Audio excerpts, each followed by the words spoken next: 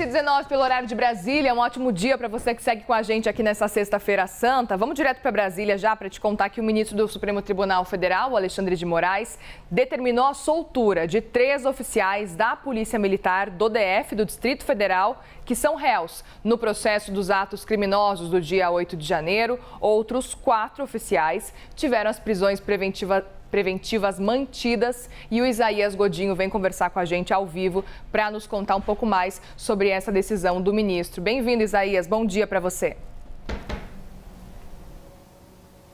Bom dia, Muriel. Bom dia para você que acompanha a programação da CNN. Então, o ministro Alexandre de Moraes, do Supremo Tribunal Federal, mandou soltar esses 3 coronéis da Polícia Militar daqui do Distrito Federal, acusados de omissão durante os atos de vandalismo que aconteceram no dia 8 de janeiro. No entanto, o magistrado manteve a prisão preventiva de outros 4 policiais militares sob o risco de interferir nas investigações. Os coronéis que foram soltos são Marcelo Casimiro Vasconcelos, o Fábio Augusto Vieira, o Clepter Gonçalves, e eles ficarão em liberdade provisória e terão que cumprir uma série de medidas cautelares impostas pelo ministro Alexandre de Moraes. O ministro alega na decisão não haver motivos para manter esses coronéis presos. O principal argumento foi a transferência dos coronéis para a reserva da Polícia Militar do Distrito Federal, o que afastaria a eventual capacidade de organização e de arregimentação de tropas para benefício próprio e para impedir o bom desenvolvimento da instrução pessoal.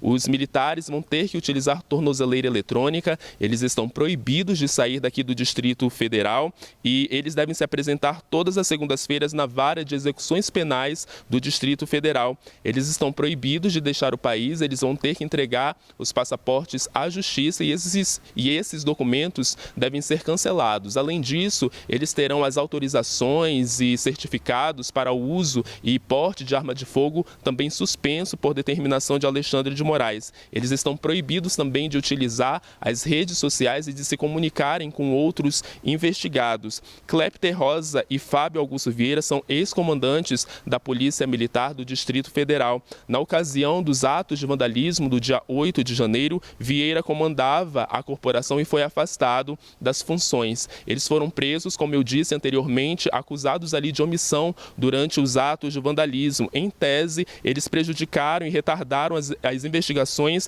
determinando um emprego de efetivo insuficiente, além de terem trocado mensagens de cunho golpista, de acordo com a determinação do ministro Alexandre de Moraes. Mas eles foram soltos preventivamente, na verdade, e devem cumprir essas medidas cautelares, e os outros militares que seguem presos, dessa vez sim, preventivamente, são Flávio Silvestre de Alencar, Rafael Pereira Martins, José Eduardo Barreto, Paulo de Souza Bezerra. Eles estão presos ainda por determinação de Alexandre de Moraes. Volto com você ao estúdio.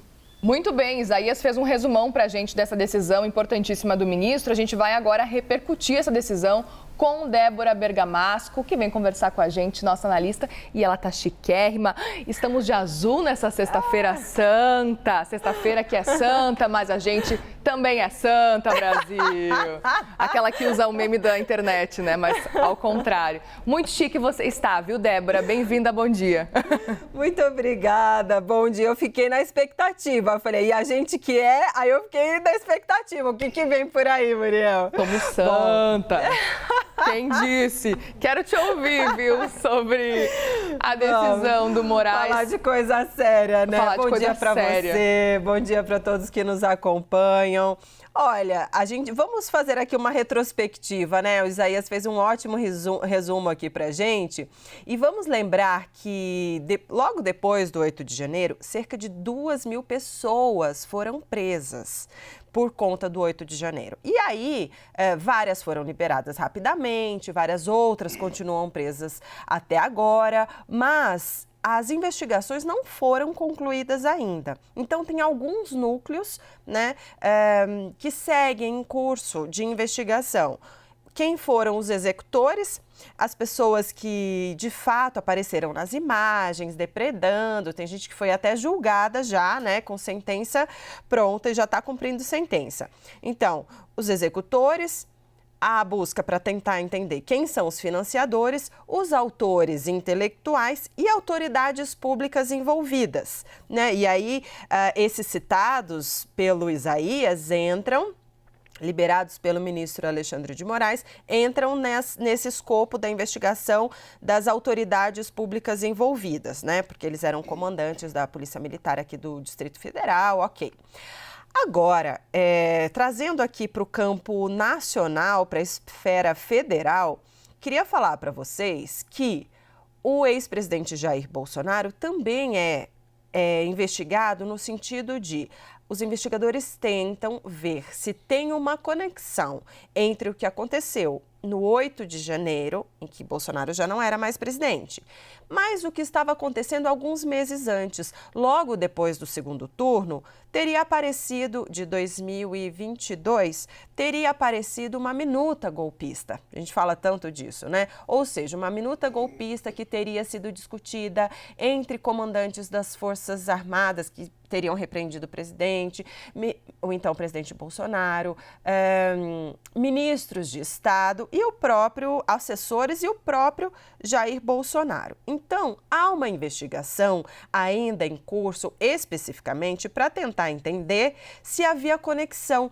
A polícia chegou a divulgar, né? A imprensa divulgou alguns indícios apontados pelos investigadores, como, por exemplo, olha, antes do 8 de janeiro, o ex-ministro general Braga Neto, general Heleno, que era ministro também do governo Bolsonaro, eles teriam se encontrado com pessoas que foram no ato de depredação do 8 de janeiro. Então, tentar entender se havia uma conexão. Por quê? Porque no fim do segundo, ali para o segundo turno, para tentar impedir a assunção ao poder, né, que o candidato eleito, Luiz Inácio Lula da Silva, pudesse exercer o cargo, assumir o posto de presidente da República, foi discutida uma minuta golpista que previa um estado de defesa, enfim, uma intervenção militar, né? Então, essa conexão, por que a gente está falando isso? É uma investigação longa, é uma investigação que está em curso, porém, a Polícia Federal, e ontem conversei com pessoas da cúpula de novo, e me disseram o seguinte, olha, até julho, essa investigação sobre suposto ato golpista, suposta tentativa de ato golpista de Jair Bolsonaro deve ser concluída até, no máximo, julho deste ano. E o relógio está correndo, Muriel, porque hoje já é 29 de março, então você tem abril, maio, junho, até julho, acabou. São mais 4 meses no máximo, de acordo, né, com os investigadores, cúpula da PF, dizendo que essa conclusão deve sair, né, possivelmente com o indiciamento de Jair Bolsonaro. E depois disso, esse pedido de indiciamento é enviado à Procuradoria-Geral da República, que vai analisar, pode, enfim, pedir outras diligências, inclusive, tomar outras medidas e analisar se oferece ou não a denúncia ao Supremo Tribunal Federal. Como já vai direto na última instância, que é o Supremo Tribunal Federal, o passo a passo, a expectativa é que não seja tão longo, é que algo como 2025 esse caso já esteja sendo discutido juridicamente, já vá a julgamento em 2025.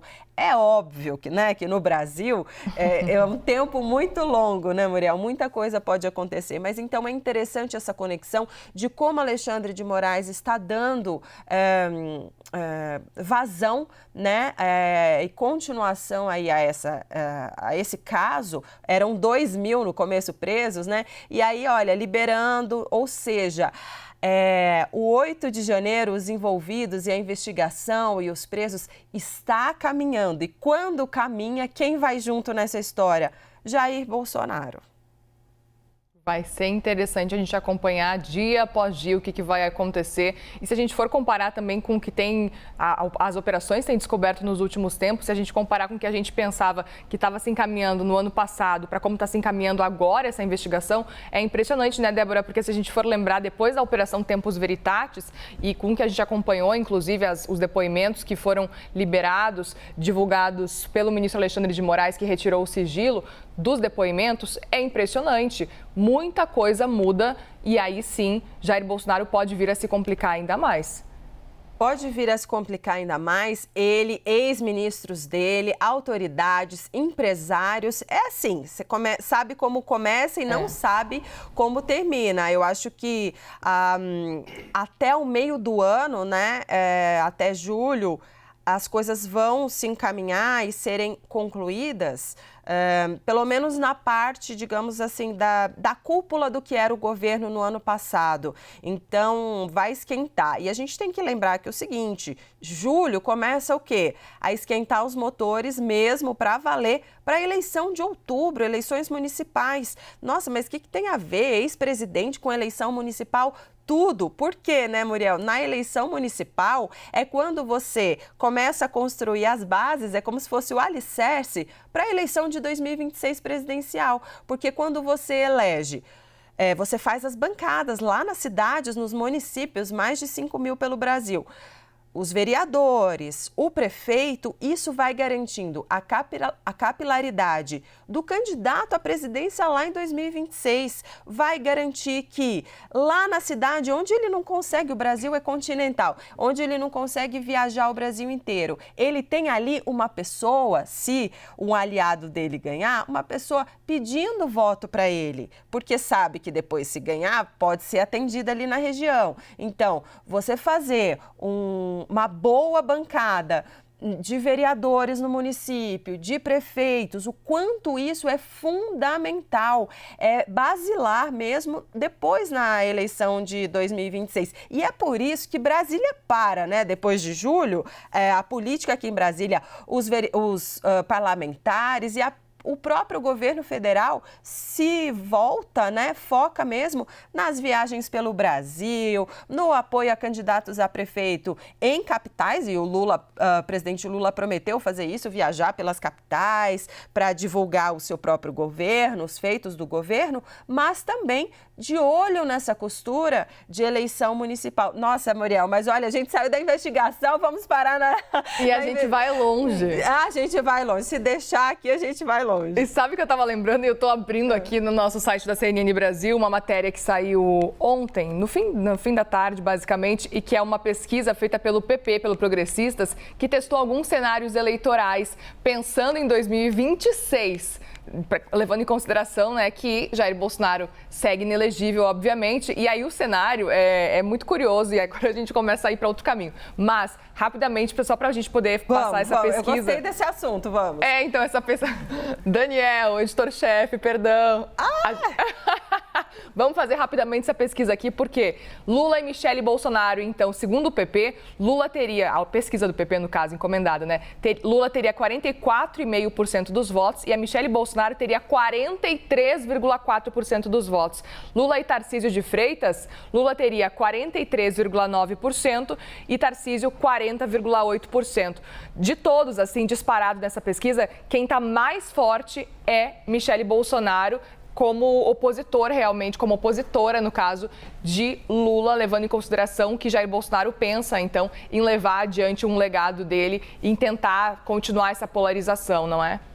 Pois é uma pesquisa da Paraná Pesquisas, que é contratada pelo PP, né, e causou uma animação dentro do PP. Inclusive, eu tenho apuração sobre isso, conversei com pessoas do PP, eles estão empolgadíssimos. E sabe qual é a chapa dos sonhos, Muriel? Qual? Ali dentro do PP... Michele e Tarcísio. Seria maravilhoso, mas eles não podem descobrir São Paulo, né? É verdade. Mas seria Michele e o senador Ciro Nogueira. Ele nega, diz, não, eu sou senador, deixa disso e tudo mais. Mas dentro do Progressistas, né, do PP, tem essa empolgação de fazer uma chapa de uma pessoa que é muito carismática e que tem, que é a Michelle Bolsonaro, e que tem ampliado o discurso dela, porque antes o discurso dela era muito apenas pregação, apenas religioso, Exato. E agora ela está ampliando o discurso dela, incluindo mais a política do dia a dia mesmo, sabe? A realpolitik, e isso também é uma observação de uma conversa que eu tive com o Daniel Trevor, que ele falou, ele acompanha bastante ali o PP, o PL, né? E ele me dizendo essa questão da amplitude no discurso da Michelle Bolsonaro. Então, uma chapa entre, quando testam um cenário e vem um resultado desse, eles se animam, mas aí uma pessoa mais política, além de Bolsonaro, que certamente se eles topassem, né, lançá-la, ele com certeza poderia pelo menos palpitar ali numa eventual gestão, né? Mas parece que ela vai ser candidata a senadora aqui pelo DF ou até pelo Paraná, se o Moro for cassado lá no Paraná. Vai ser interessante acompanhar tudo isso e atenção, hein? Separem tempo nesse jornal, porque eu e Débora estamos um perigo nessa Sexta-feira Santa. Obrigada, viu? Já voltamos a conversar mais.